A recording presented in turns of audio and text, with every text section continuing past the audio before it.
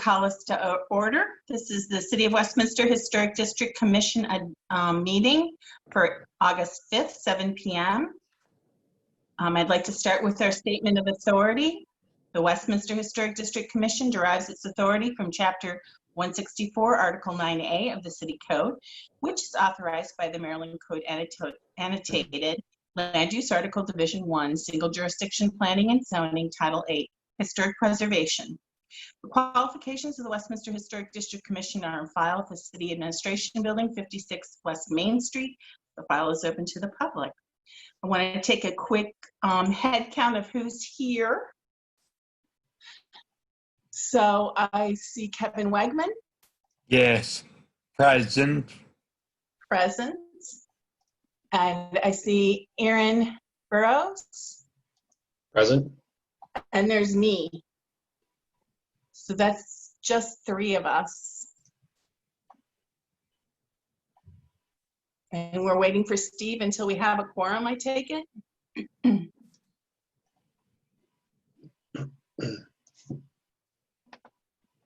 Anybody know about Josh?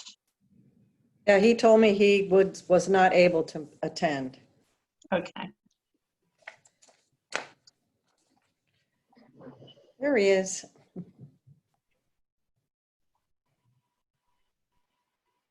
How's it going? Hey, Steve, good. We now have a quorum and we can begin. So we have on the record Kevin, Aaron, Steve, and Kristen. Great. Have you all had a chance to take a look at the minutes? Yes, I make a motion. We accept the minutes as written. Thank you, Kevin. Is there a second? Second. Second. Is there any discussion? Hearing none, then I would like to take a quick vote on accepting the minutes. Aye. Aye. Terrific. Then thank you very much. We received them and really appreciate the work that gets put into them. We have no old business tonight, so we will move on to new business. We have a Section 106 filing for an AT&T located area, an antenna on the city-owned tower of McDaniel College. I tell you, sometimes when I see these things, my eyes glaze over because I think we've seen this several times now. It's just for different companies. Has everyone had a chance to take a look at this filing? Yes. Yes. All right, and just to be real clear with Aaron, as a new person on the commission, have you had a chance to look at filings like this before? Do you know what they're about? So when I first came on, I think we had a similar filing from Sprint, and that was my very early introduction into the Historic District Commission. So I'll let you explain. I did have some questions about it. So. Sure. So let me just take a step backward just for the record and explain that we're asked as a community what we think about projects that may damage historic fabric within our immediate area, could be adjacent or actually within the historic district. And so there's a law that's a federally mandated law that triggers off this looking for consultation with historic partners. It's under the National Historic Preservation Act. It was amended in '68, and it also includes National Register setting that up for the country. So then when you hear about the National Register of Historic Places, it was basically foundational to this law, where basically the law says that if you're going to go through and do a federal action that may impact historic resources that may or may be eligible for the historic register, you have to consider the consequences of what you do. And we're one of the consulting parties that are pretty much permanently listed on behalf of the City of Westminster. So when I laugh and say this feels like Groundhog Day again at 2 College Hill Drive, it's because we get aerial arrays put up on the water tower And it's different companies basically doing the same thing, but before they do damage to our view shed from our historic town, they have to ask us if what they're doing is going to have an impact on our historic landscape. Mhm. So it can be direct effects, like can you be standing in the historic district and see this damage, or it can be an indirect damage. For example, you can put a water pipe underground that would encourage an entire development community within a historic district, and that would be an indirect damage. So we can consider both, and are highly encouraged to consider both direct and indirect. Normally with the tower, since they say very clearly on their application there's no ground disturbance, it's pretty much a direct impact of whether or not what we see damages the view shed from the historic district. Right. Okay. So what questions did you have? So I did have a couple of questions based on the information that was included in the filing. The first question I had was that it says that they're installing antennas, plural. Do we know if how many they're planning to install? Is it 2 or is it 6? Is that information that they included? Normally they include a pack of specs that go with their filing that would say how many antenna and how big and what color. And I don't see this on this submission. So I don't know if that was an oversight or whether, I don't know what their justification is, but to my mind, that's a big question. It's unclear as to what they specifically are proposing to do. Right, and that was a follow-up question was what were these antennas for? Are they 5G antennas? Are they planning to decommission existing antennas and replace them with new ones, or are they adding to the array that's already up there? So those are the questions, and then I also had other questions like you mentioned, color and size. So those were all questions that I had regarding this specific filing. So I'm glad you're asking these questions because I have them too. Do we know, staff, if there's any more inclusions that we didn't get to see as part of this review?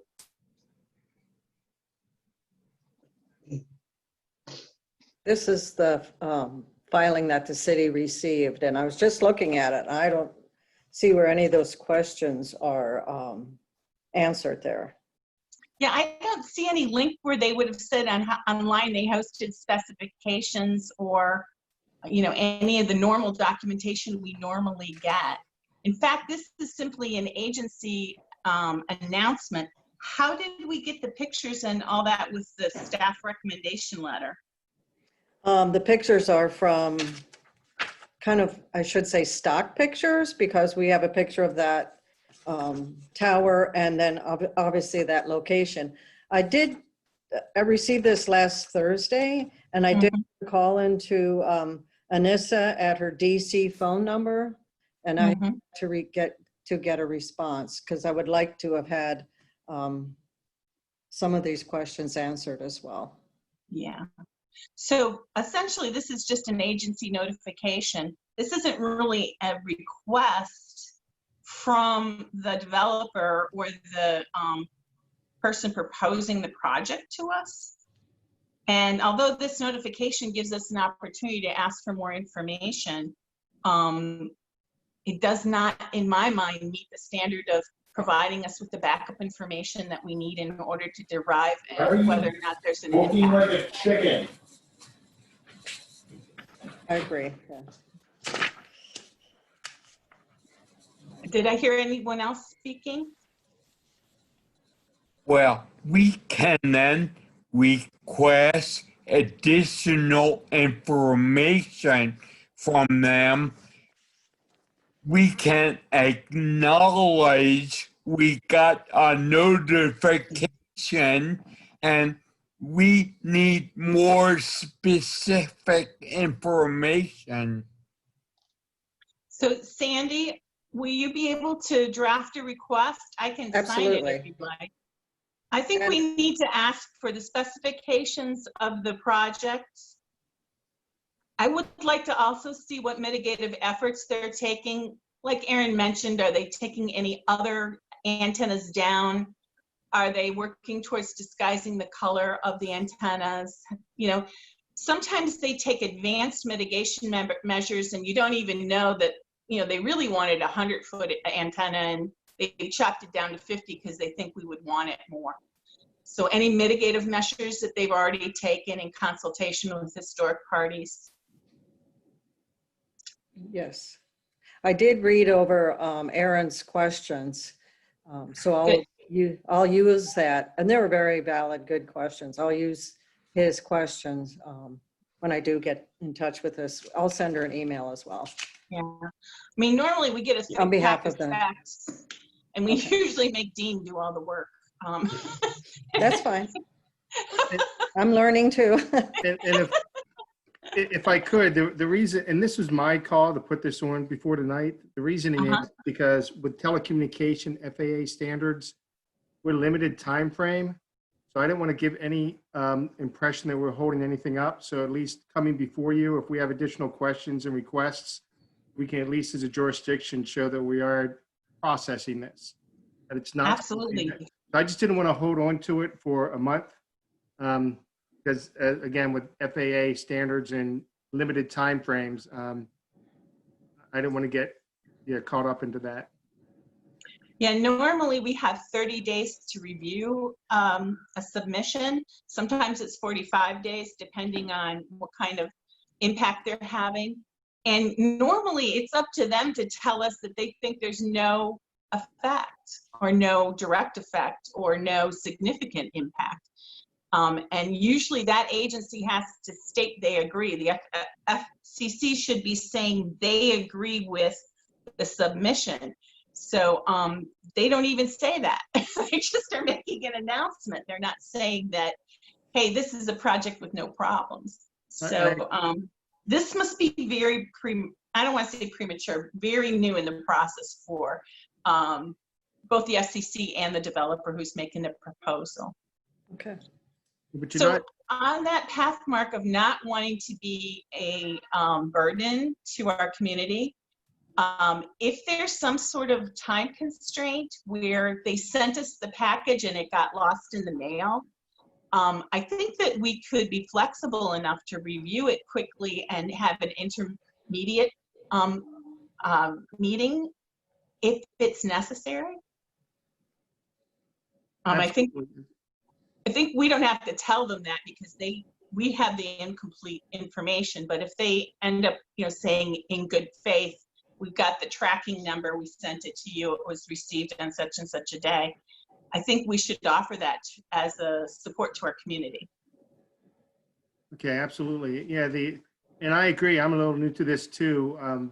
Not quite sure when it got in front of who it did. And so again, the process and the timing, and as Sandy mentioned, she tried to reach out, but I just didn't want to look like we were holding anything up.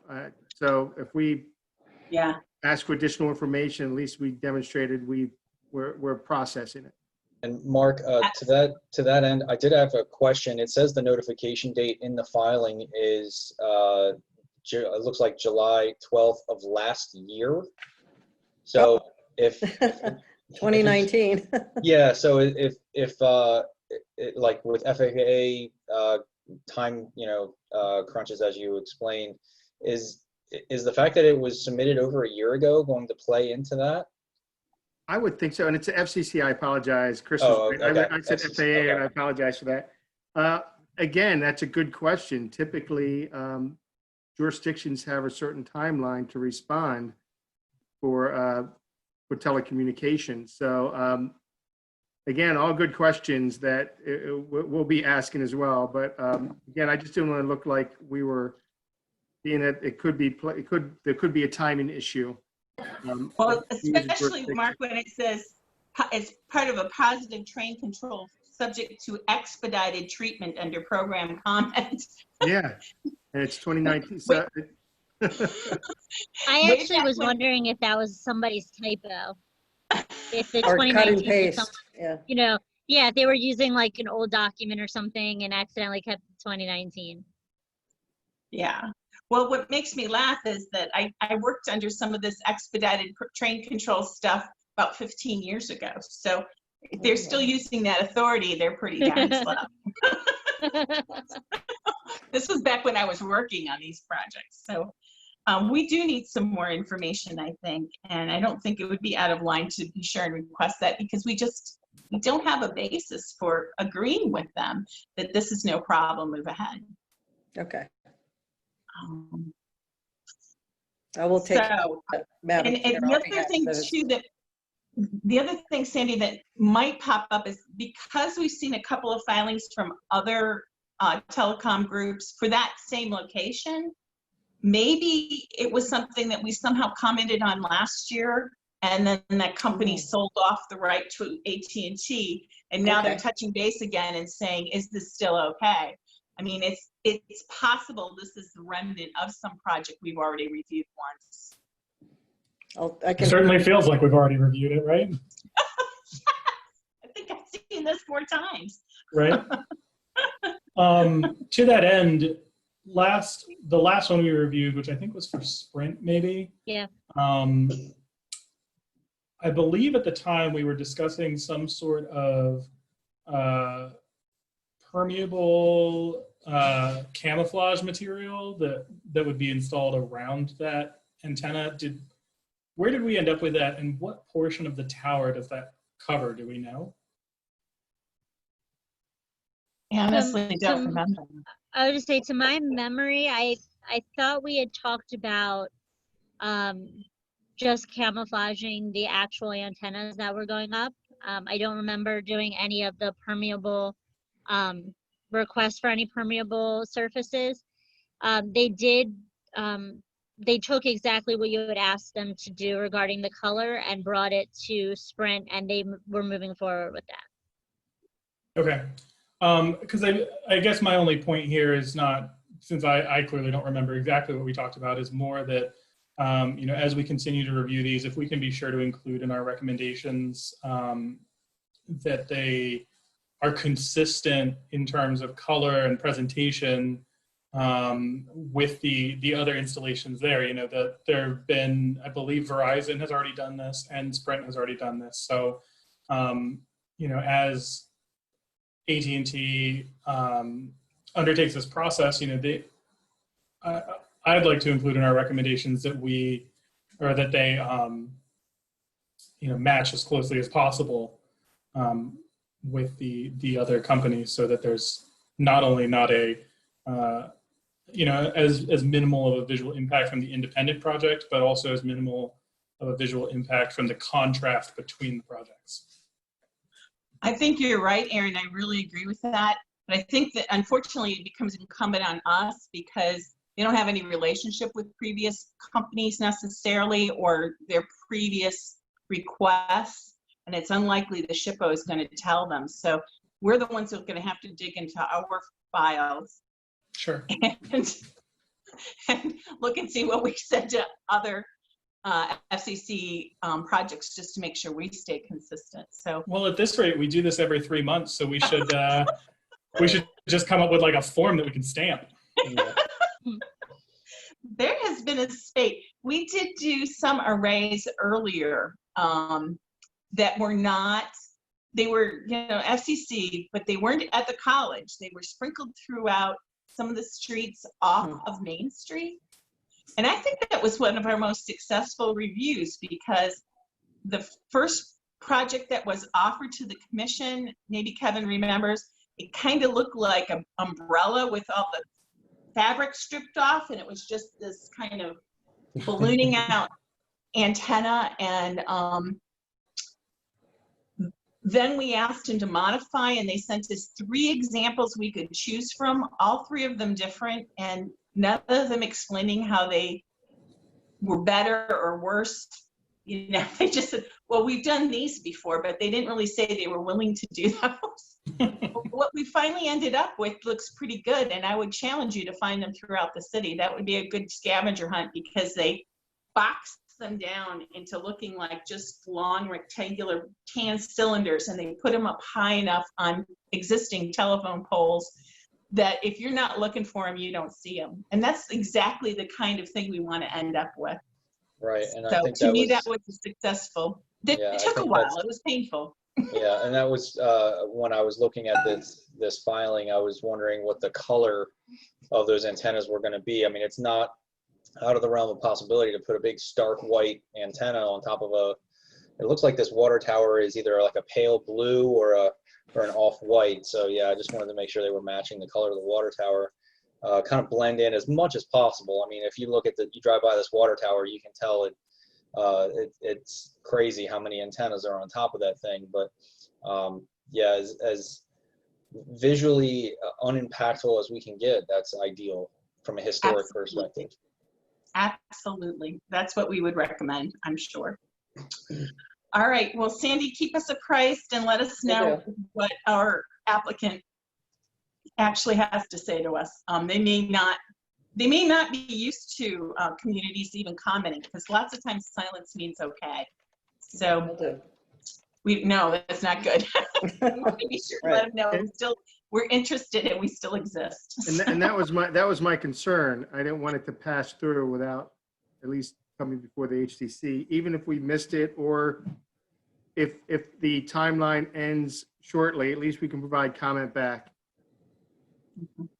Now, it used to be, I'd say 3-4 years ago, Andrew would write up the letter for me and I'd come in and I'd sign it.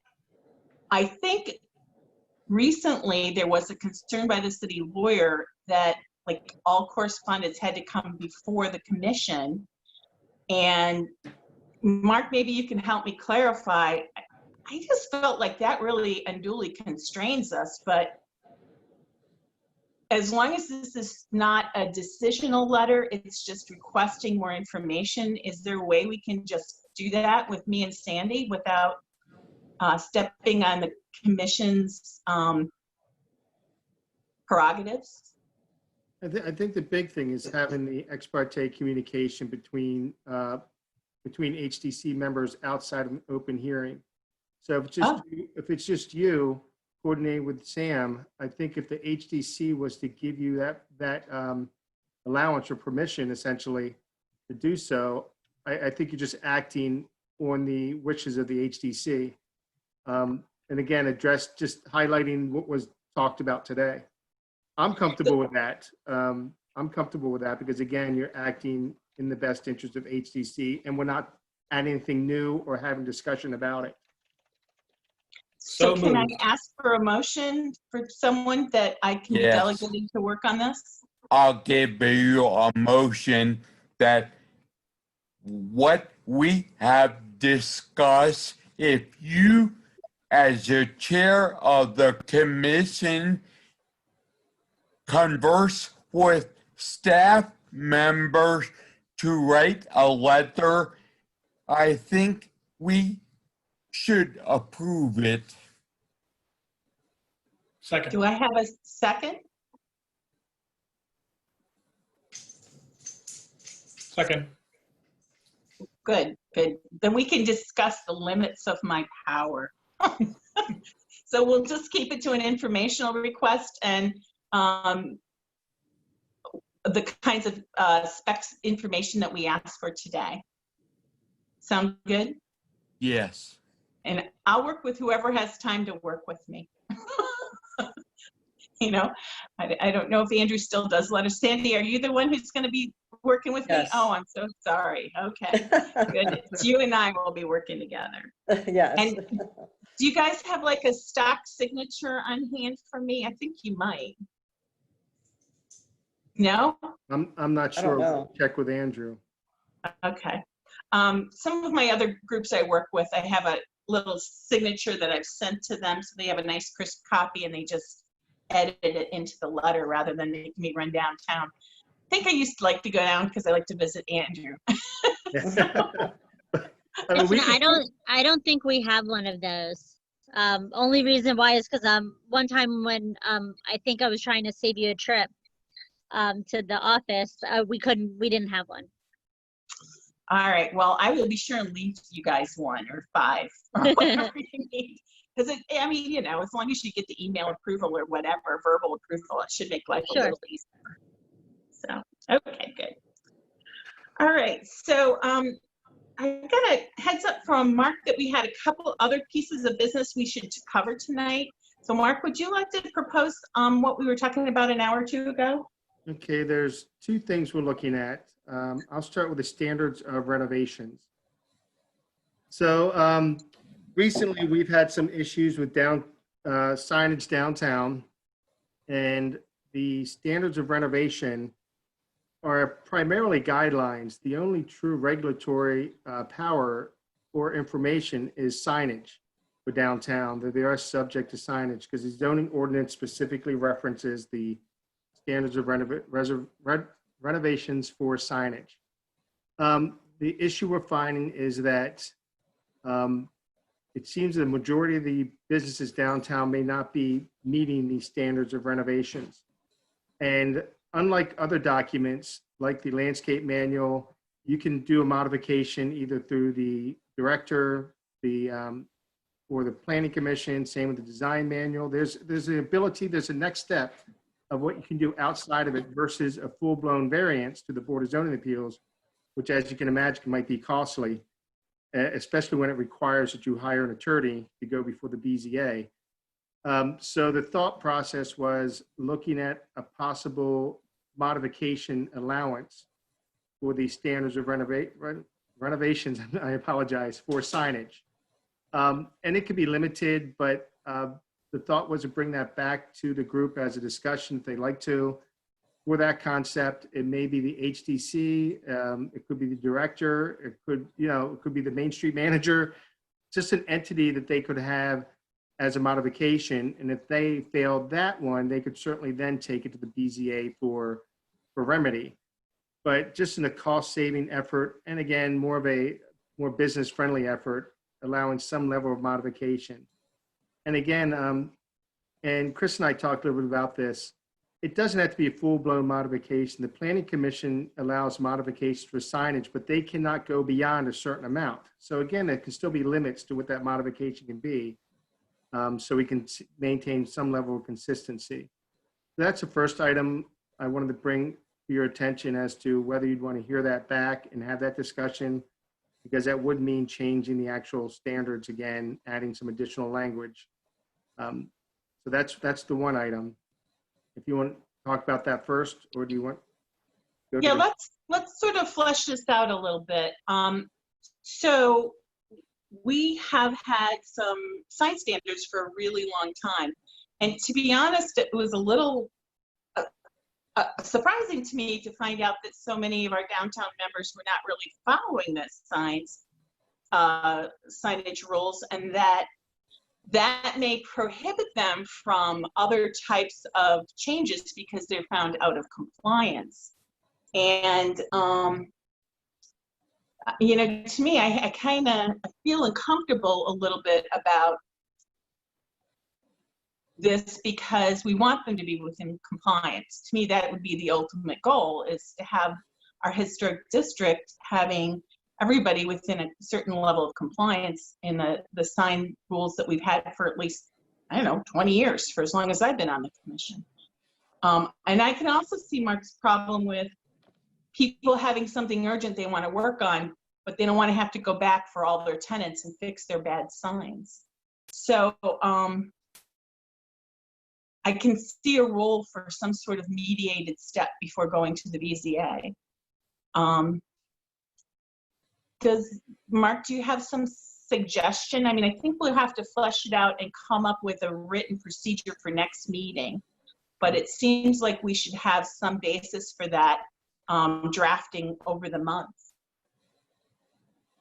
And that's what we would plan to do. If you wanted to take this up, we would come up with the language for that modification option, as well as look at the sign standards themselves to make it similar to the Planning Commission's ability that they can't exceed, even the Planning Commission can't exceed so much square footage of signage.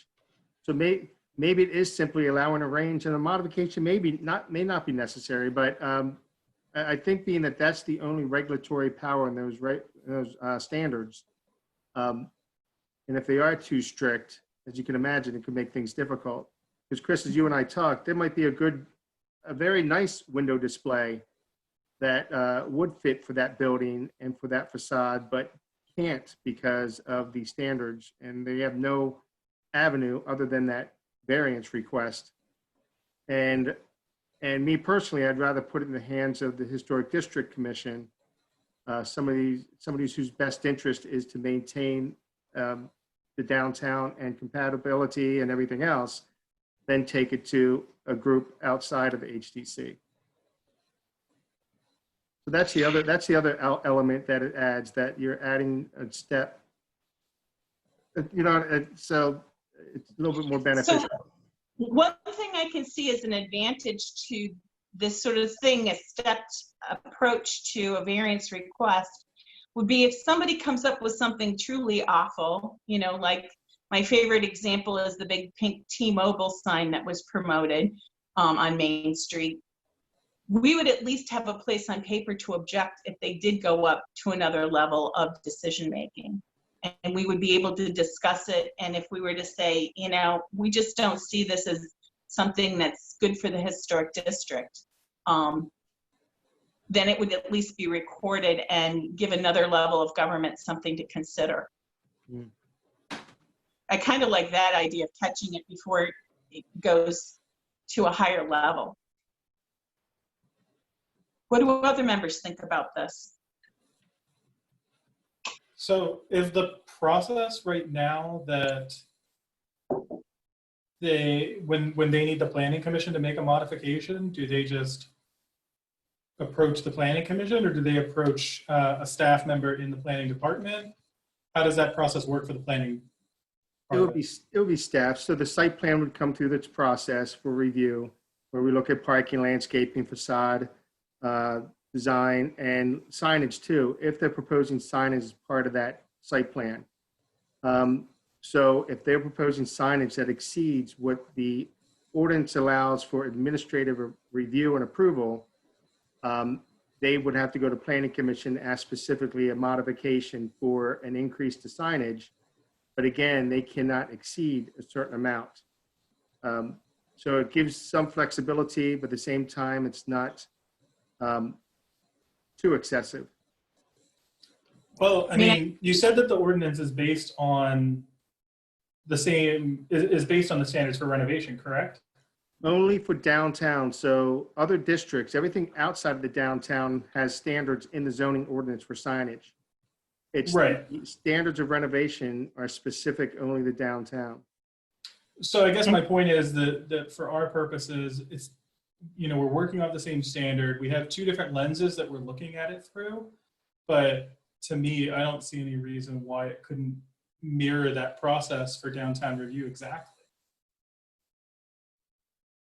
And sorry, Chris, go ahead. No, I was going to say, I think, Steve, you kind of said what I was thinking while I was trying to say it, is that, we have stricter standards for downtown. I mean, that's just, I think, something that we've always thought was important to keep the historic character, in line. It's got nothing to do with whether it's efficient for the business or necessarily if it's aesthetically pleasing or even if it would somehow be absorbed by the mass of the building. It's just that it's a stricter way of preserving and protecting the viewscape rather than signs. So So Steve, to answer you, so exactly, if they met the requirements of the standards of renovation, yes, I got it right that time. It would be done administrative like anything else. They submit their sign permit, they demonstrate compliance, and it would be approved administratively. It's only those times that they would ask for something beyond what the standard state would we then come to, say, the HDC for that potential modification. When does the planning commission meet? Once a month. Is it, but where does that fall in terms of relative to our meetings? You come prior to the planning commission. They're the week after you. Okay. So I guess, the other consideration, just thinking of it from the property owner, the business owner's perspective, is that if they needed a modification or wanted to request a modification, that they could do so. And it would be basically a 3-week turnaround time because they need to get it into the HDC to get it on the agenda 2 weeks prior to the meeting. And then the following week for the Planning Commission, they would have both of their answers. So, I mean, I would say that that's reasonable. I don't know, because if they're going to request a modification for something that's outside of the scope of the standards and therefore the ordinance, then it stands to reason that they're going to have to work through that process. So, but I think a 3-week turnaround time is pretty reasonable. And we've seen standard signed requests come through to us, but they've been more seeking our opinion. There hasn't been like a nexus of trigger, It's someone has come to staff and staff has said, that doesn't sound quite right. Why don't you come to the HDC meeting next week and talk to the commissioners? And we've specific mechanism for triggering coming to us and looking for some kind of variance. Mostly it's just talking it out.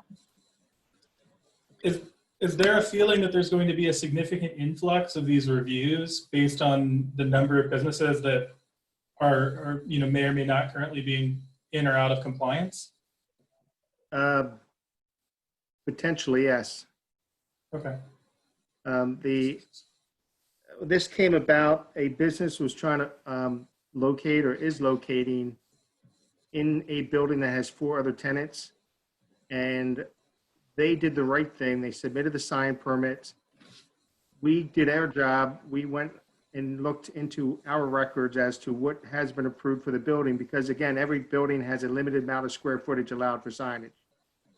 And we found that the 4 businesses in the building never submitted sign permit applications. So we could not approve the sign for the person doing the right thing because the 4 previous ones didn't. And we're working with them, and we approved the temporary sign for the new business, so they're not being held up. At the same time, we're coordinating with the current businesses.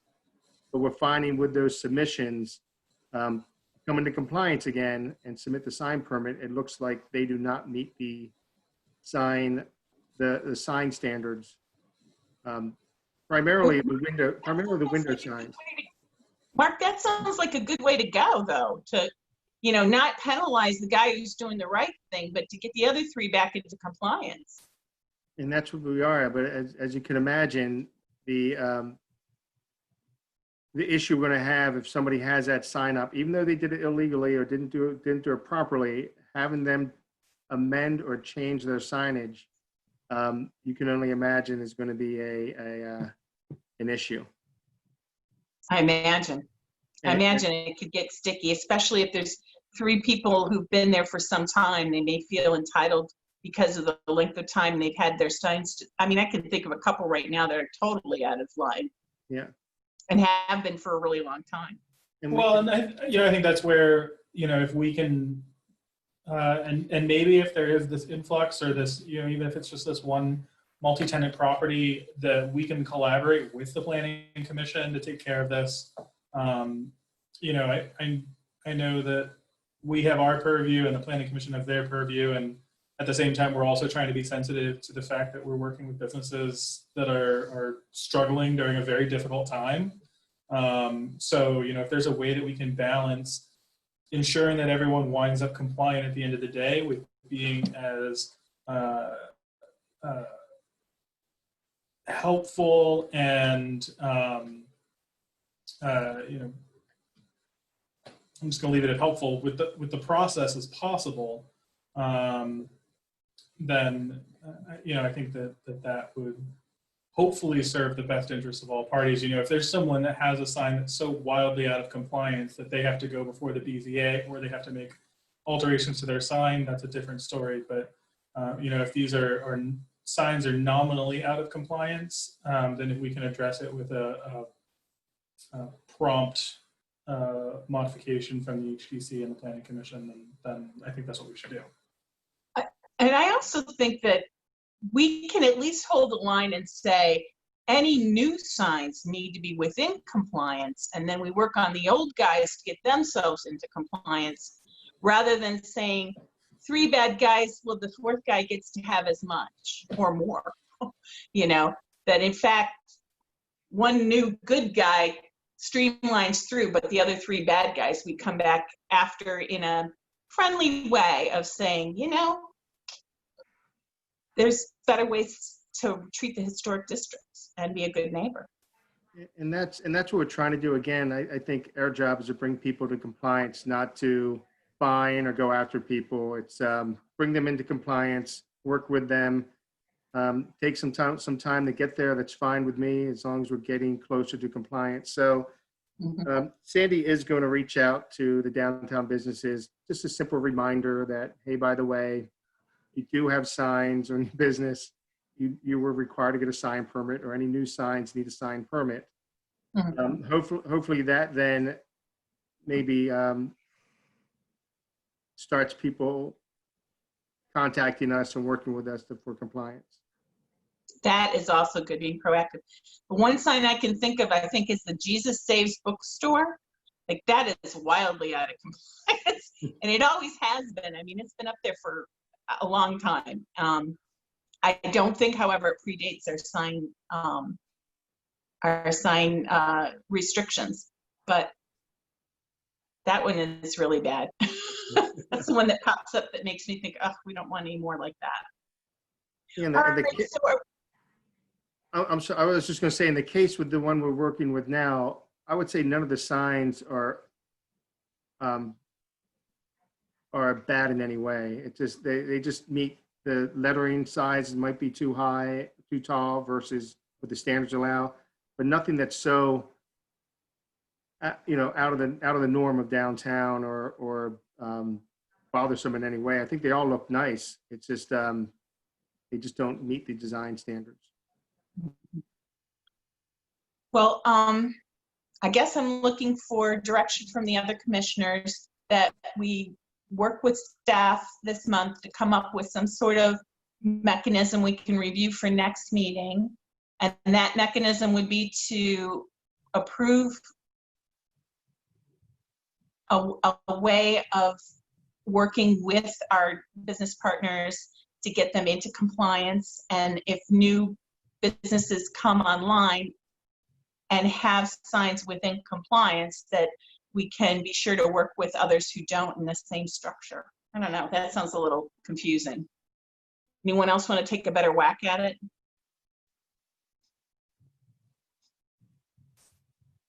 I say we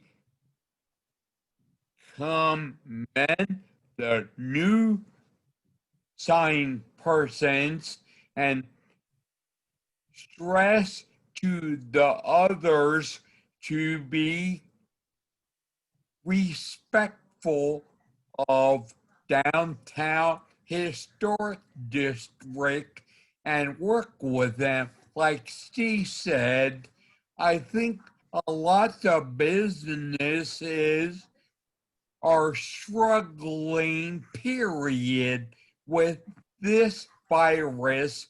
So many of them probably will not be friendly to anything added or to their plate. So in a way, I think we have to be kind of kid glove with it, but at the same time stressing we are only following the written guidelines. Sandy, would re-signing be something that could be done under a facade improvement grant of some time in the future? Oh, well, that certainly could be considered for our next community legacy grant, and maybe offer assistance to these businesses, because there's probably about 90% downtown who are not in compliance. And maybe a nice new sign in compliance would be something they'd be interested in. That's a good pitch. I like that. Yes, absolutely. I'm gonna add a little sugar to our stick, you know? That would help. So to me, it seems like we should not only kind of encourage them to stay within the lines, but also find a way to help them if they find they have inadvertently stepped outside of the lines. I just don't want us to set it up so that people come to Mark and, you know, word gets out on business. Oh, well, it's a rubber stamp for a variance, not a problem. You know, if whatever you want, they'll say yes because they said yes 100 times before. You know, that is kind of hard then to even have a regulation, and we've struggled to have them pretty strict for so long. I would hate for us to seem like we would just rubber stamp anything. I don't want to get on that slippery slope. Yeah. And it's a very small percentage of those downtown businesses who actually come to us and put in a sign permit. That's not good. Very few. That's a shame. Okay, so we have an existing issue. Well, do we feel like we have a way to go? Yes. We have at least a direction to go, Mark? Do you feel like that? Yes, I do. And commissioners, are you comfortable with that? Thumbs up, Steve. All right, great. Well, Mark, bring us your next thought. Okay, the next item is the membership standards for the HDC. So the state itself requires that a majority of the HDC members have to be in the jurisdiction, therefore allowing a minority or a few of them being able to be located outside of the city in this case. Right now, the way section 164.51.3A for HDC membership, it states that at least 4 of the members of the Historic District Commission shall be residents of the city. So at least it does talk about the majority has to be residents.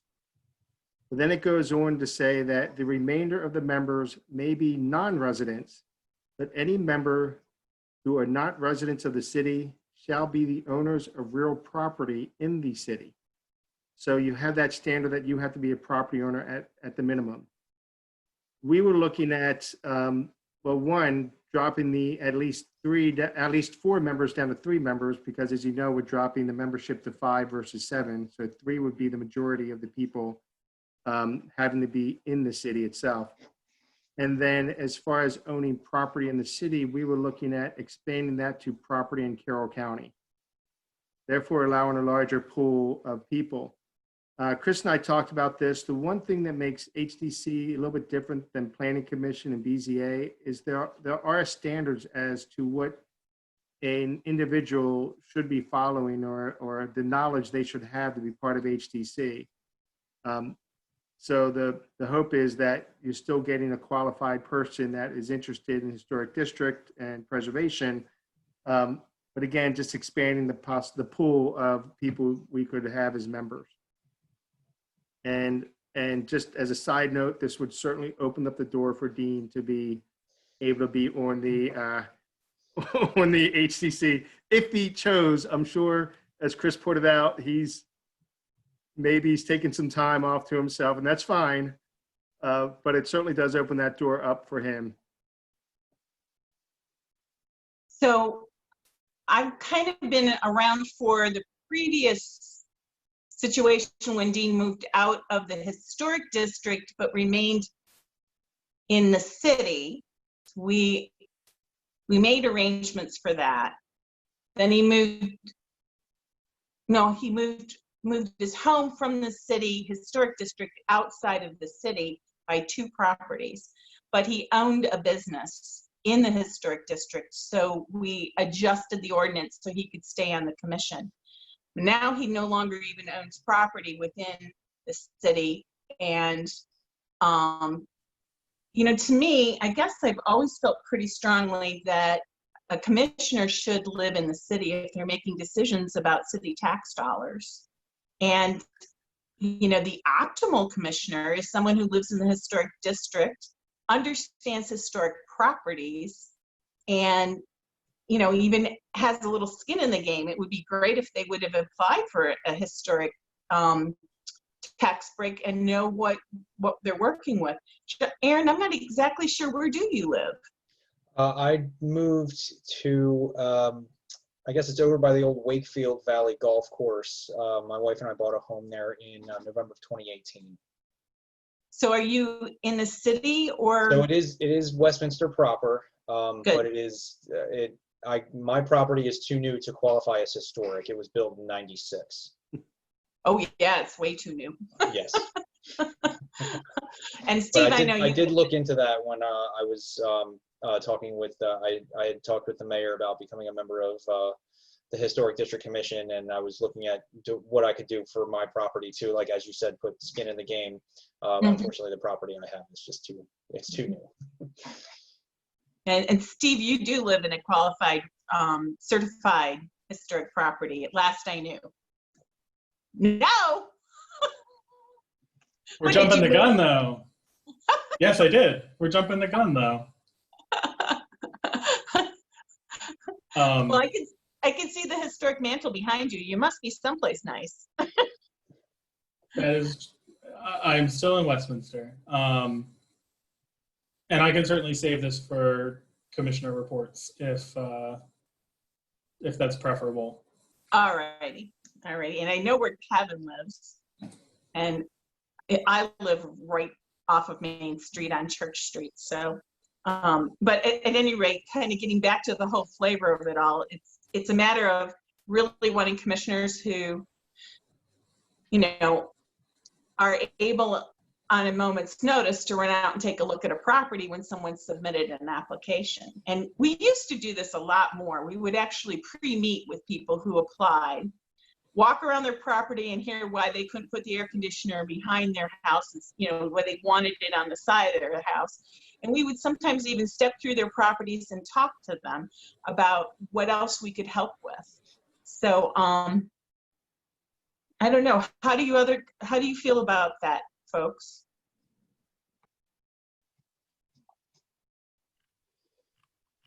Kevin, your speaker's out.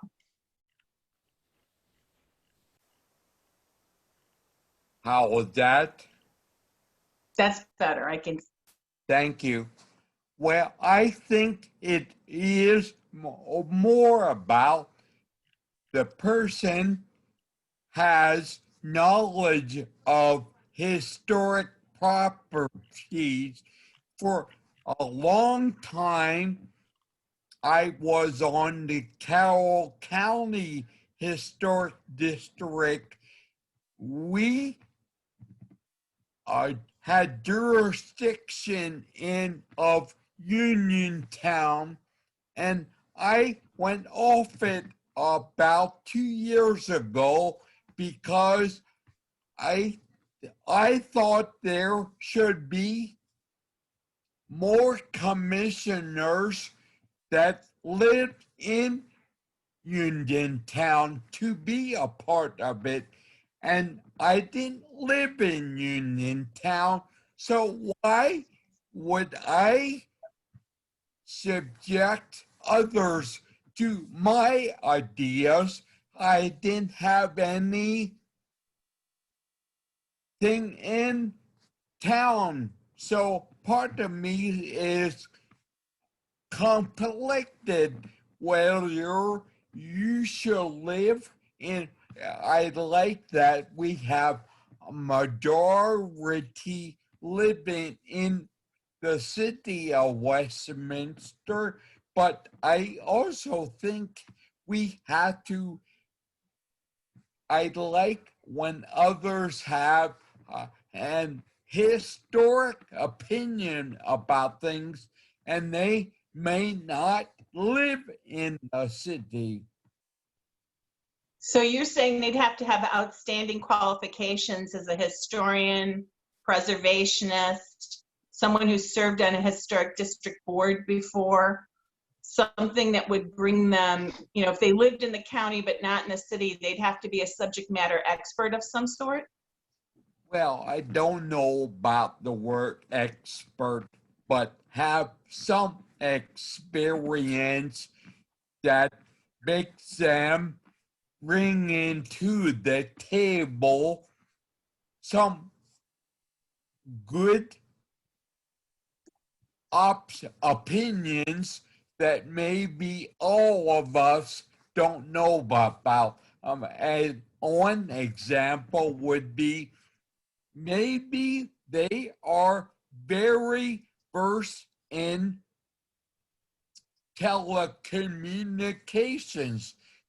That seems to be something Dean always had an insight for, but maybe having us ask more intelligent questions. We talk about camouflaging it, but I don't know anything about camouflaging antenna for, like, example, 5 gigabytes, whatever the new term is. And so I have to listen attentively to others that are explaining why something might be considered. Well, the hard part is, of course, this is the mayor's commission. And long ago, we used to send names up to the mayor for consideration. But as of recently, that's not been the case. So I'm not so sure how we would say we would allow people from outside of the city, but only if they're good, because we don't know who they might be. You know what I mean? Like, I don't know how you say that. Well, if I may, I mean, technically speaking, the ordinance says specifically that a member of the historic district shall consist of, again, in this case, 5 members and an alternate, all of whom are qualified by special interest, knowledge, or training in such fields as history, architecture, architectural history, planning, archaeology, anthropology, curation, conservation, landscape architecture, historic preservation, urban design, or related disciplines. So again, I think if you expand the pool, technically speaking, you're right, Chris, anybody that's joining the HDC should have some knowledge in one of those fields. But the larger the pool, the hope is that you can get that landscape architect, that urban designer, that planner that can provide an element of, in the discussion, that would certainly benefit Chris, you and other people on the historic preservation side. They can both, gain knowledge and work things out a little bit easier. But has that been practiced? That I don't know. I've only been here for 6 months. Yeah, I don't really, honestly, Steve, I don't remember that discussion when you came on the board. Were you told you were being picked for one of those properties? So my position when I came on the board, so my discussion was with Marge, and my position was as the Main Street manager and economic development director for Sykesville.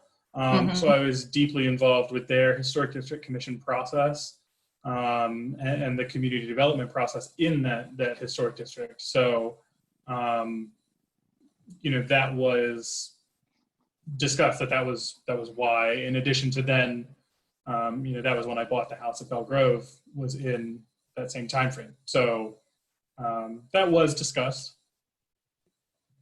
Okay, but it wasn't really one of the historic preservation things, archaeology, anthropology, history.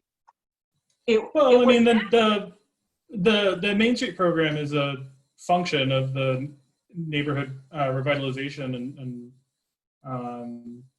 department at the Department of Housing and Community Development. So it is between urban design and historic preservation. I would say it falls neatly in there.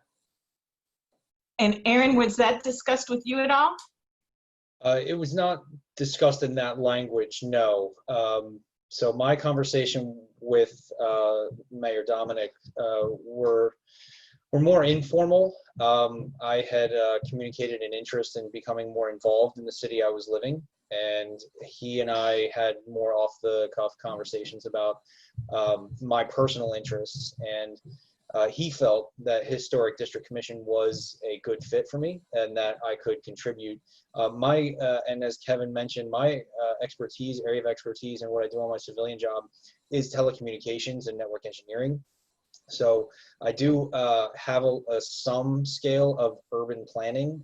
It's not necessarily historic related.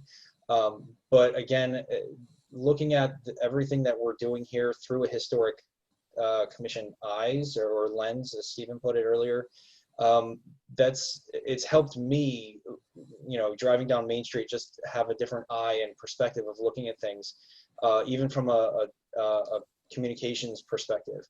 So it's that language that Mark read off. No, I did not have a formal discussion with Mayor Dominic or any council members regarding that prior to my appointment to the commission. And I honestly don't know Josh very well, so I don't know which one of those categories he was targeted for. But I guess it has me concerned that,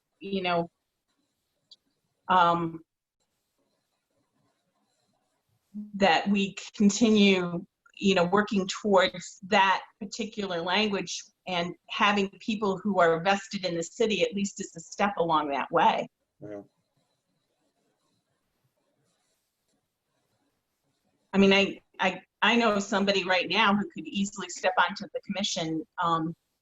I floated their name and I was told they would be called, but they never were. So, it kind of just has me a little concerned if we start opening it up to county people, are we going to be getting folks who can really contribute without being a resident, Mm-hmm.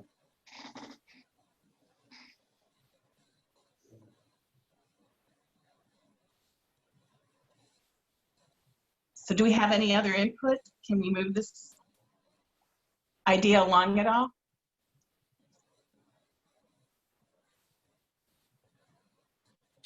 So just to clarify, Mark, the question that you came to us with is, do we see changing the language in that ordinance from 4 members to 3 members to represent a simple majority of the commission as being reasonable? And was there a second part to that, or was that the primary goal? The main thing was, obviously the numbers changed from 4 to 3 because it's going from 7 to 5 or 7 to 5 exactly. The thing is, to be a person that doesn't live in the city or a resident of the city, you have to own property in the city. Mm-hmm. And what we were proposing is owning property in Carroll County. Okay. What we could, I forgot about the alternate. We could certainly make at least 3 members would be in the city. The alternate also would be a city resident, and then therefore, at the most, only 2 of the members would have to own real property. What we're recommending in Carroll County as a whole, just not in the city. So I don't know about you guys, but I'm just really uncomfortable with letting people outside of the city determine taxpayer dollars for the city. I just don't feel that works well. And I realize maybe there's a sense that we would get somebody fabulous, but I also see the issues of it becoming a political position where some future mayor just assigns people who want something nice on their resume. And I don't know, as a taxpayer, I feel like I ought to be represented on the commissions by people who are residents. And maybe we're not required to do that, but to me, that's where I would want my tax dollars going. Would it be fair to expand it rather than to say that they own property in the city of Westminster, that they have a vested personal interest in the city of Westminster, by which you could mean that they work own a business, but not necessarily a property. They, have some sort of demonstrable vested interest in the city of Westminster, and therefore, in addition to their subject matter expertise, they also, are going to be good stewards of taxpayer dollars in terms of tax credits and other projects. Or either that or that person being vetted who doesn't match. It could be like a variance system, like we were talking about the signs, where they're brought to the commission and we're asked whether or not they really are contributing enough that we would say, fine, So right now we have no say on commission assignments like we used to. We used to get together and send them up, but now that's not happening. So there's some way we could, kind of feel like at least they're not political appointments or people from, Mount Airy or something. I don't know. I still feel it's a lot cleaner to just stick with city residents. We could say, like Dean is a leaseholder within the city. He's got a business address within the city. He could still be on it if we didn't require ownership, but we required some sort of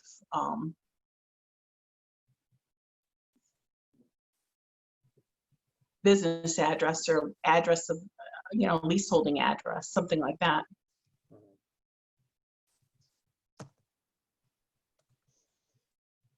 Now, Kevin, what are you thinking?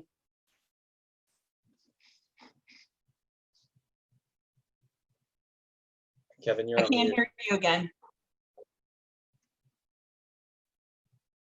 You're on mute. Still on mute. You're still on mute, Kevin.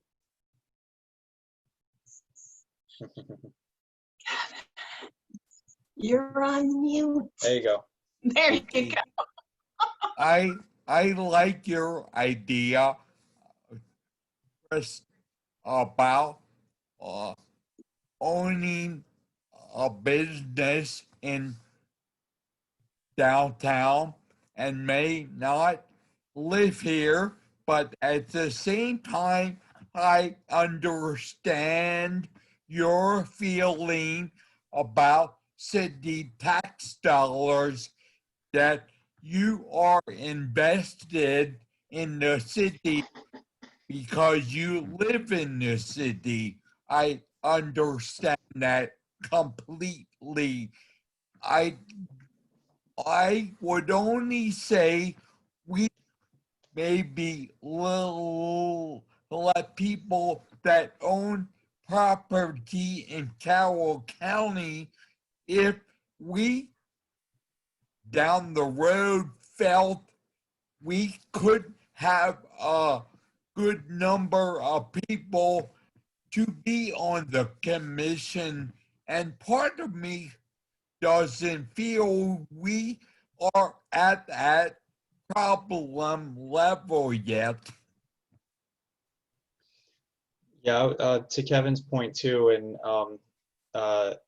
if we're lowering the number of members on the commission from 7 to 5, typically when you expand an area like this, it's to find better qualified candidates because there aren't any in your local area. It sounds like there are, I mean, if we're going with 2 fewer members on the commission, it sounds like it wouldn't be that difficult to find 5 people in the city of Westminster that had a passion for history.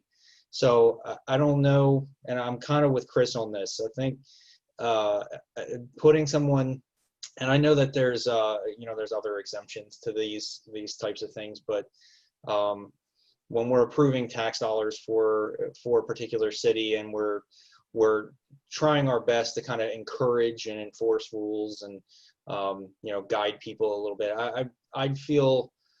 I would feel better as somebody receiving that advice or being denied a tax claim, knowing that that person is somebody that could be my neighbor. That way I could talk to them, I could figure it out, rather than living three towns away. That's just my personal perspective as well. All right, Steve, you're the decider.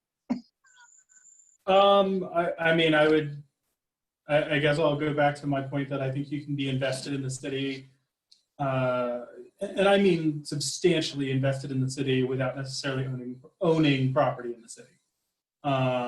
So, you know, I think, and this is actually something that we tried to address in my time in Sykesville, that, you know, there is an important place on various commissions and boards, including the HTC, for business owners, because business owners are one of the most impacted groups by the actions that we take and the guidelines that we lay out. And so it's important for them to have representation too, because even though they are not necessarily property taxpayers within the city of Westminster, they are economic drivers within the city of Westminster. They are job creators. They are, you know, they contribute just as much to the function of our community as we do as taxpayers. So, you know, with that said, while I don't necessarily know that we need to go to the broader extent of opening up to all of Carroll County, if we were to, you know, establish a guideline of owns a business, rents or owns a property, and meets the other expertise guidelines, so that they, you know, I think those are demonstrable ways that someone can have a vested interest in the city without necessarily owning a piece of land. And I think that that broadens the scope of our recruitment, while also keeping it narrow enough that we're confident that everyone on the Historic District Commission is going to be able to contribute meaningfully and able to contribute in a way that has the best interest of the city at its core. Steve, I love what you just said. I could go with that expansion. A leaseholder, but it wouldn't have to be a business. I would say a renter also in the historic district may have something to contribute. Mhm. But someone who has a significant, you know, a lease, basically, a leaseholder or a significant investment in the community. But I still think they still need to be within the city of Westminster. They don't have to be a landholder, but a leaseholder of some sort. A significant investment and matching those expertises that were listed in the ordinance. And, you know, the other thing that I will say, for anyone that's ever looked at a city map, like, you know, I know that we look at maps of the historic district all the time, but for anyone that's ever looked close at a city map, the city boundaries are a little ridiculous. If you look at like 97, the intersection of 97 and 140, on the over by McDaniel, like the little 10-foot by 10-foot pockets that aren't in the city versus are in the city are a little crazy. So, you know, I personally, and I can't speak for the rest of the commission, would even be comfortable saying, you know, that they live within, you know, whatever the maximum, let's say, whatever the maximum distance from City Hall to the far corner, or the, you know, the farthest distance to the boundary, they live in that radius of City Hall. And the reason I say that is because someone that lives in that 10-foot by 10-foot pocket at 97 and 140 may be the perfect candidate to be on the commission, but may be ineligible because they don't own a business and they're not a leaseholder or a landowner in the city limits, technically speaking. Another, Oh, sorry. no, Kevin, you can go ahead.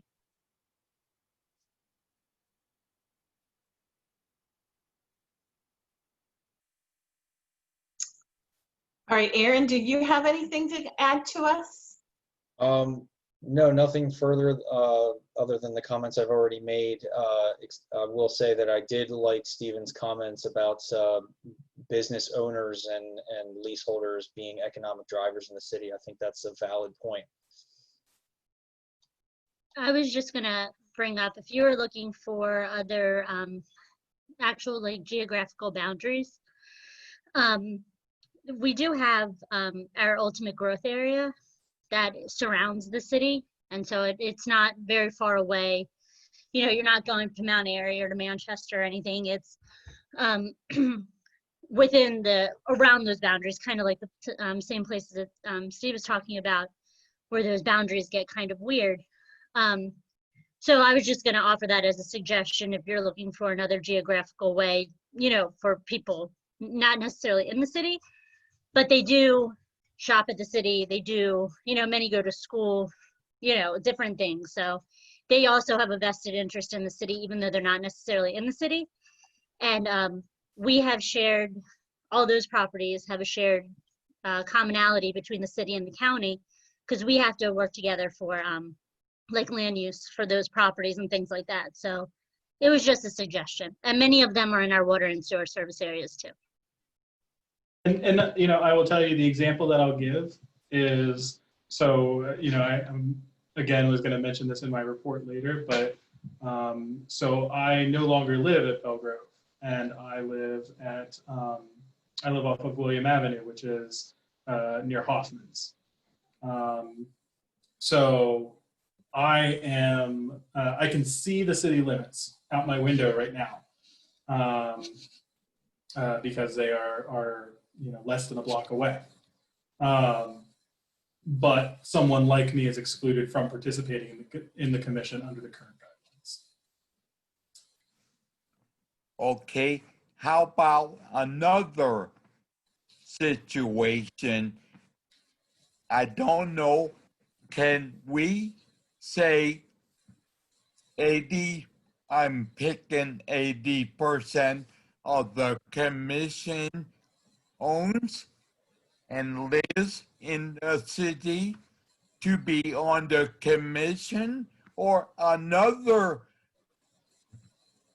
possible thing would be if they receive, like you probably receive, Steve, water and sewer from the city, you then are invested in the city that way. I am invested in my ability to continue to have water.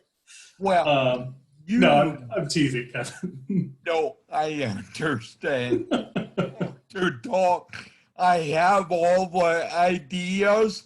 It's hard to speak them out, but I think that we need to be creative of how we make people be a part of the commission, and also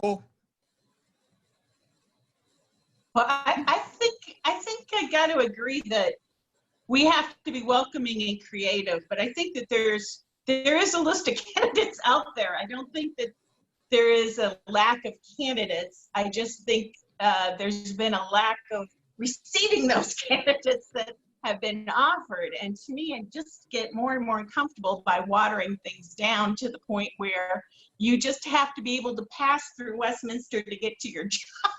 In order to, you know, it's again, as a taxpayer, I just find it, you know, Steve could say he's got a vested interest and he's been a commission member. So to me, that would be, you know, an extraordinary circumstance where it would be okay. But we're not choosing this. This isn't us who gets to choose these people. You know, we're not consulted at all at this point. So we've got to come up with a baseline of stuff that we feel at least, you know, assures us that we have people who are somehow critically invested in the city and its historic fabric. And,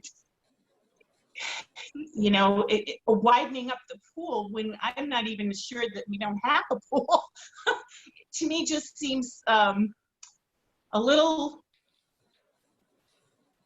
concerning. You know, I mean, I realize there's no rule that says as a commission we can't possibly open it up. I just don't think it's for the best for the taxpayers, you know? Well, it sounds to me like what is in agreement is that,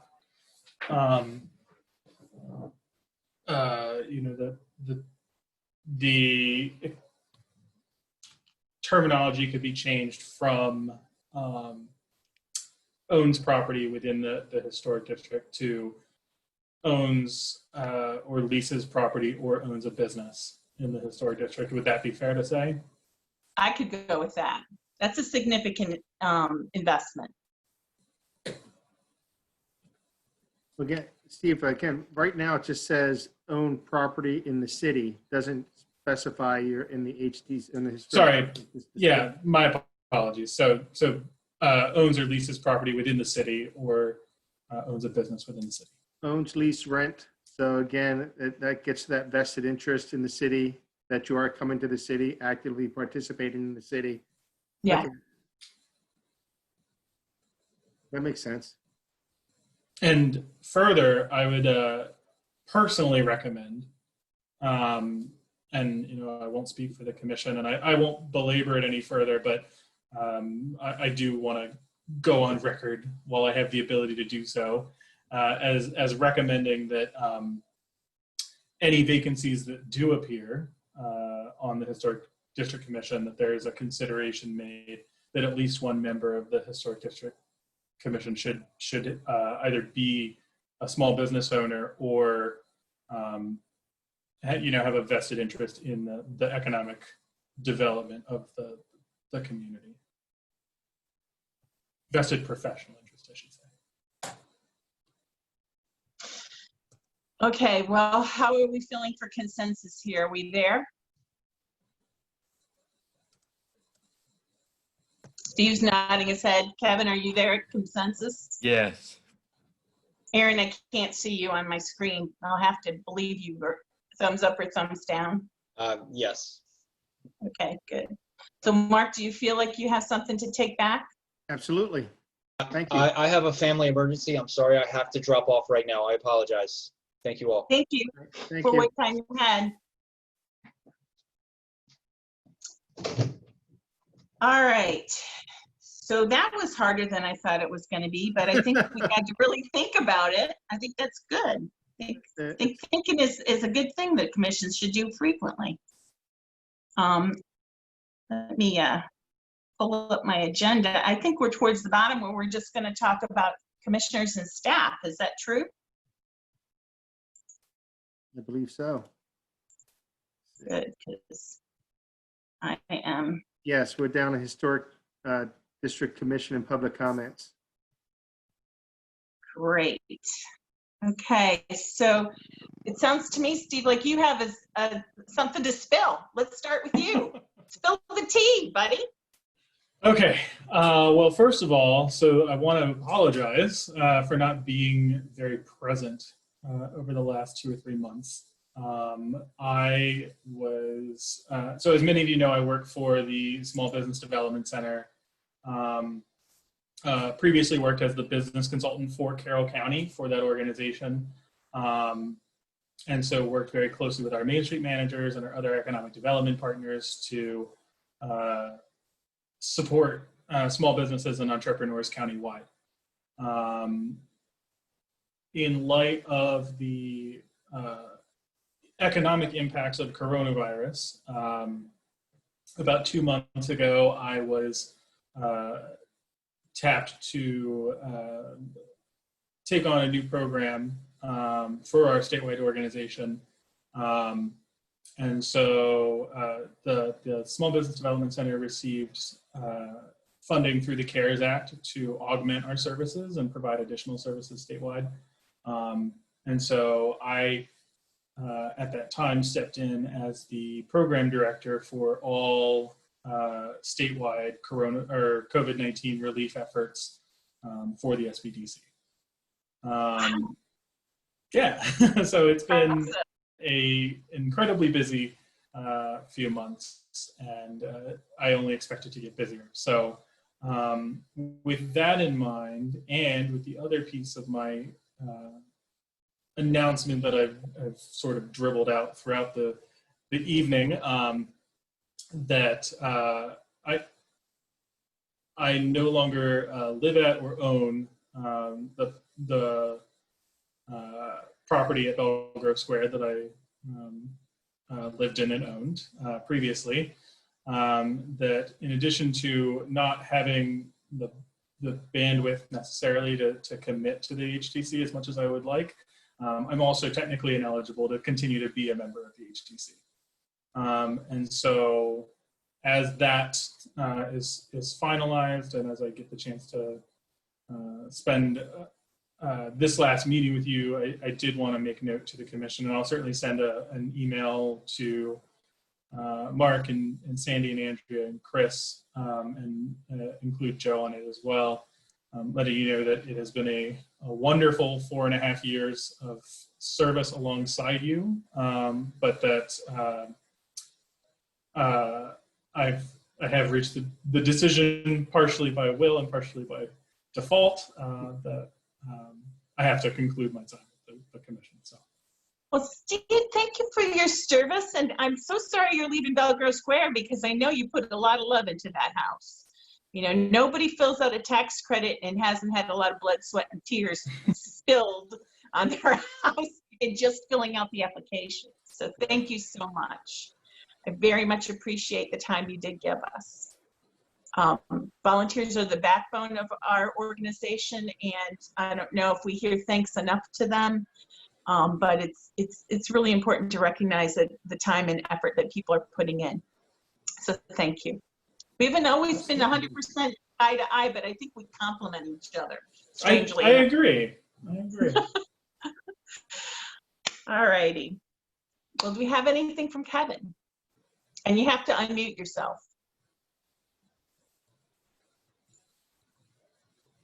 He's not going to unmute himself.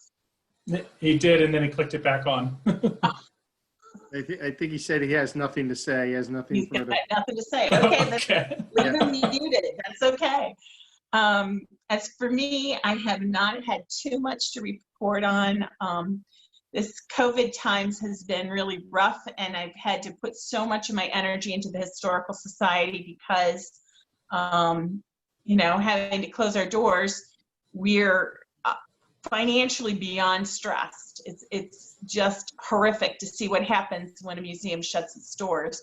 All the purses in town get snapped close real fast too. However, I will say an invitation to anyone that we are looking for more members. I'm the chair of that organization, and we're doing things in a new way. We're doing all of our box lunch talks are now hosted on YouTube, so you can see them when you're not eating your lunch. We're doing Talks at the Tavern, which is a Thursday night series. Again, that's being hosted on YouTube as well as live. We live broadcast it with CMC. We're planning a live broadcast of our gala, which is our biggest fundraising event of the year, and we couldn't do it in April, so we're going to do it virtually with CMC on the 12th of September. On the 11th of September, we're going out to Rob's Bluegrass Barn and having an outdoor free bluegrass event, which we will also be putting on Facebook Live. So we're maintaining social distancing, and we're doing our best to drop the cost and make everything as free as possible. We're also pushing ahead with our Breaking Barriers exhibit. It was supposed to be opened in April, but of course we got shut down. So now we're creating our Breaking Barriers exhibit. It'll open up August 25th. And that celebrates the women's right to vote and also other people in the county who have broken barriers, both men and women. And we're celebrating that event through our new exhibit. It'll have to be done by appointment so we can control how many people flow in and out of the building. But to me, that's an exciting thing to say that we can open a new exhibit in this environment, try and keep it as safe as possible and still retain our historical and educational edge. But we have been incredibly busy doing things, doing them again, and then doing them again, because each time we did it wrong and we just get a little better. So as far as I know, that's the exciting stuff on a local historic scene. I've been in close communication with the Heart of the Civil War Heritage Area. I'm their treasurer, so Financially, they're doing okay, but everybody in the region's suffering. I personally called every cultural organization within the county to see what can be done to help them with the new tax donation opportunities that the CARES Act offers. And the Historical Society has recorded a short clip with Tyler Codd, and it talks about your new opportunities for either getting tax deductions this year that's different than previous years for supporting nonprofits, or personalized deductions, which has been increased to $300 if you don't standardly itemize. So there's two options that you can help nonprofits with your taxes. Look on our website, and that particular information is available there and at Facebook. So as far as the history scene, that's all I have to report. Anything from staff? I have nothing. Andrea? I just wanted to tell everybody, and Chris, I don't think you said anything about the grant, like the MHA grant from that we got for the Durbin House. So we're really excited. The Durbin House got a grant through the MHAA, the Maryland Heritage Area Authority, to do a structural analysis, and that's through the city's Rec and Parks Department put the application together. So it's really exciting, and so just wanted to update everybody and to let you know that that came through. Yes, I was so practiced on being secret and not saying anything, I keep forgetting about it. But I was on the selection team for that one, but I had to kind of recuse myself a little bit. But it's very exciting. That's going to be a professional look at that building to see what structurally it needs and what structurally it can manage, so that whatever grand ideas the city comes up with to use that property in the future, that we have some clue as to how that might happen, rather than come up with a grand idea and make the building conform. This is looking at what the building can do, and then hopefully seeing what can be done within the historic fabric. And one of the things that Carroll County, we don't have as many Civil War relevant properties as our counterparts in the heart of the Civil War heritage area. So anytime that we get a grant of this kind of magnitude, it's just really exciting to see what kind of projects come through. So it was 25 grand, wasn't it? Yes. That is a big project. The max is 50. So 25 grand is a hefty chunk of change. And if you look at the slate of the other grantees, they're almost all Frederick and Washington County guys. So we did pretty good. I think Mount Erie might have gotten a piece of a change too. Yes, for their train. For their roof and their train museum. These are one of my my favorite grants to look at and to review throughout the year, just because it's really exciting to see everything that's going on in both in Westminster, but also countywide. Yep, it's good to stay connected. All right, is Sandy still there? Yes, I am. Sandy?